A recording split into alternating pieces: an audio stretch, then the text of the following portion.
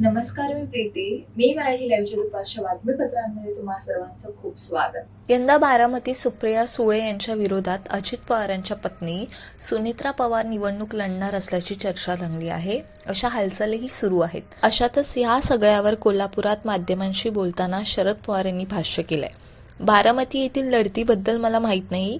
बारामतीमधला उमेदवार अजून विरोधकांनी जाहीर केलेला नाही, असं शरद पवार म्हणाले. गेल्या अनेक दिवसांपासून उद्धव ठाकरे यांच्याकडून एकनाथ शिंदे हे बेकायदेशीर मुख्यमंत्री आहेत अशी टीका केली जात होती.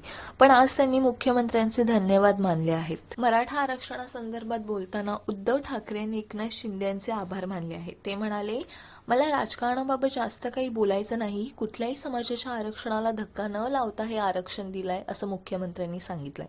त्याबद्दल मी त्यांना धन्यवाद देतो. एकच प्रार्थना करतो की पूर्वीचे सर्व अनुभव लक्षात घेऊन हे आरक्षण कायद्याच्या सर्व पातळीवर टिकेल.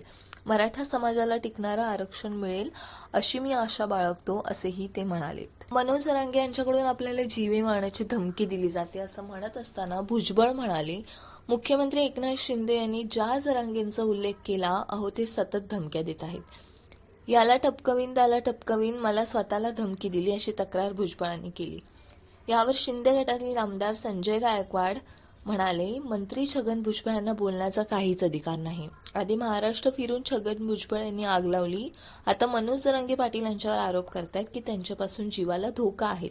45 वर्षापासून मराठा समाजातील मागासलेला समाज आरक्षणाची मागणी करत होता आणि मुख्यमंत्र्यांनी छत्रपती शिवरायांची शपथ घेतली होती की मराठ्यांना आरक्षण मिळवून देणार.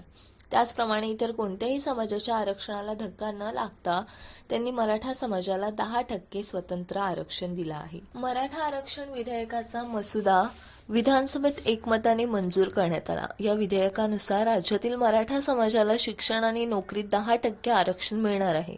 दरम्यान यावर मनसे अध्यक्ष राज ठाकरे यांनी आपली प्रतिक्रिया दिली आहे. ते म्हणाले, 10% आरक्षण दिलं म्हणजे तुम्ही काय दिलं? कशात 10% आरक्षण दिलं? तुम्हाला तसे अधिकार कोणी दिले? असा थेट सवाल महाराष्ट्र नवनिर्माण सेनेचे अध्यक्ष राज ठाकरे यांनी सरकारला केला. पुढे ते असेही म्हणाले की तुम्हाला या गोष्टीचे अधिकार आहेत का? नाहीतर परत हे प्रकरण सुप्रीम कोर्टात जाणार. मग राज्य सरकार सांगणार प्रकरण सुप्रीम कोर्टात गेलाय, आम्ही काही करू शकत नाही. निवडणुकीच्या तोंडावर या सगळ्या गोष्टी करायच्या, आता याला काही अर्थ आहे का? असा सवालही राज ठाकरे यांनी केला.